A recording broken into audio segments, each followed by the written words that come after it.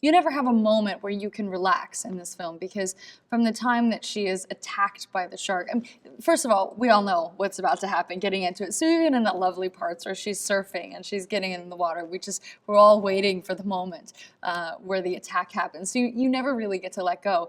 And then from the attack on, if you can imagine what it would be like to be 200 yards from shore, that's one of the scariest elements. You know, you think of a shark attack happening in deep water where you don't stand a chance, but the fact that she is so close to shore and really does stand a chance. I mean, there's only one thing separating her from survival, and that's just a giant great white shark, you know, with a leg that's bleeding out. So if you can imagine what it would feel like to have been attacked by a shark, the incredible physical and emotional pain you would have to endure just to stay alive with that alone, and then try to fight to make it to land, or fight to make it to stay long enough for someone to find you.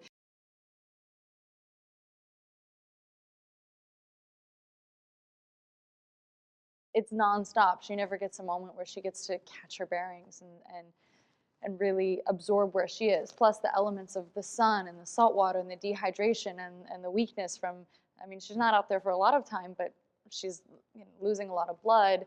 She's not eating anything. Um, you know, it's so taxing on a human body as she's bleeding out and being hunted. There's never a moment where you get to relax and let go, because both of these apex predators are just trying to survive.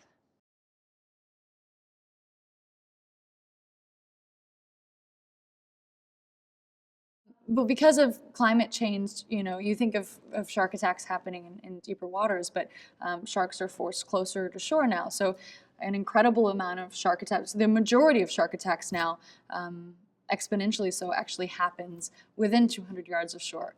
And that's so scary, because you feel like when you're playing in the shore, you're fine, you're safe, you know, you're not out in the deep water. But you're really not. You really have to have an awareness always that you're in the wild. You are in the land of big, incredible, majestic, wild creatures. And if you're wearing a wetsuit, you're dressed as a seal in their land.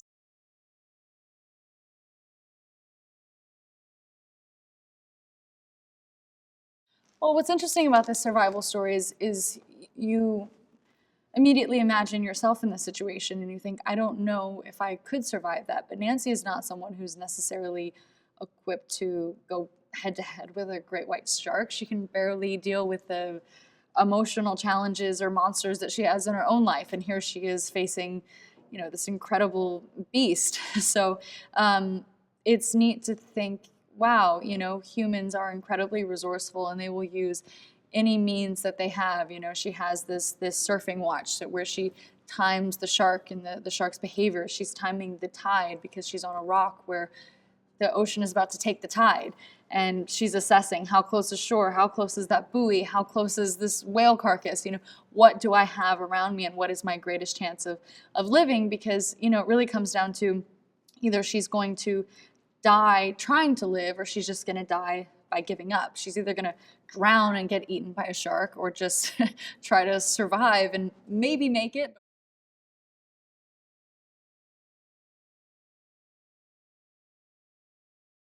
Luckily, she's a medical student, so it's very helpful when she has a big, huge leg injury. She's able to care for herself in a way that not everyone would be equipped to do, and she's able to assess her situation, know to elevate her leg, know, you know, when she needs to get food or when she needs to get water, or, you know, how symptoms of gangrene, you know, so these things are helpful, but, you know, she's not out there long enough to do much about it other than just try to live.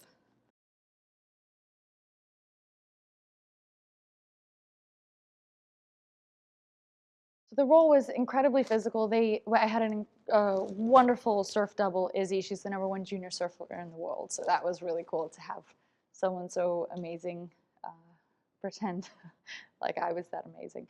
But other than that, they didn't hire a stunt double until the last 2 weeks of shooting. So and every single day there wasn't a single scene that wasn't stunt heavy. So they were emotionally heavy, but even in that, I'm doing underwater sequences. I'm in 4.5-foot waves, whether we're in the tank or when I was in the ocean. I was about 300 yards away from shore they would drop me off on this rock that was 3 feet by 3 feet, and everybody would go back to shore because it was helicopter shots. You couldn't see any boats or anyone around me. So that was intimidating enough.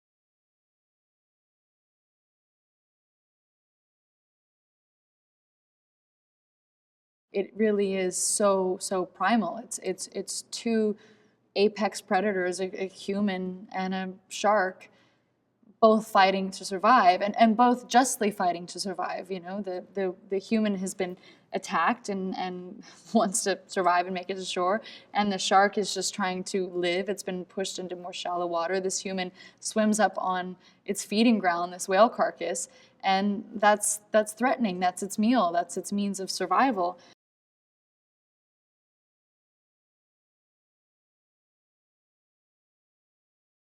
Well, if I encountered a shark, as much as I can say that I, feel so much better after I saw them. I mean, I saw great whites in the water. I was cage diving with conservationists, and as they were studying them and tracking them and doing their best to protect them, and I just was able to look at them in their environment and really be in awe of them and not see them preying or hunting. They were just swimming around beautifully, and I felt so safe, and I didn't feel afraid of sharks anymore.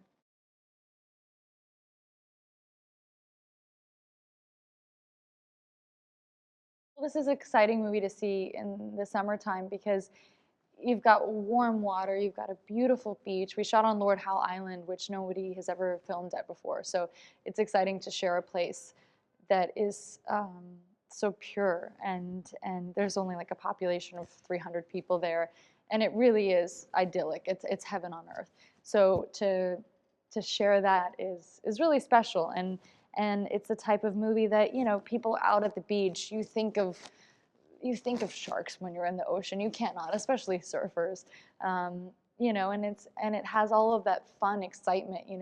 Incredible surf. The two boys that I'm surfing with in the film are the top two surfers in Mexico. They were amazing. I was in awe watching them surf with Izzy, and they helped me so much. They were all so generous in teaching me how to look like I was paddling right or duck diving right.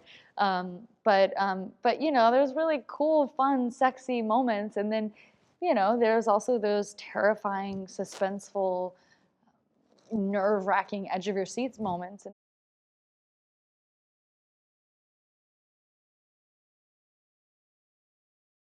There's really cool, fun, sexy moments, and then there's also those terrifying, suspenseful, nerve-wracking edge of your seats moments, and then there's also this really grounded, beautiful through line, because family is so important to her and staying alive for her family. And everybody puts themselves in that situation. If I were stuck on a rock with 20 minutes until the ocean took it and I'm bleeding out, what would I be thinking of? And you most people would probably say they're thinking of the people that they love that they'll never be able to see again. So, when you put yourself in that scenario, it really guts you. So I feel like, this movie on so many levels is something that I think a lot of people can not only relate to, but feel really moved and excited by, because you naturally put yourself in that scenario.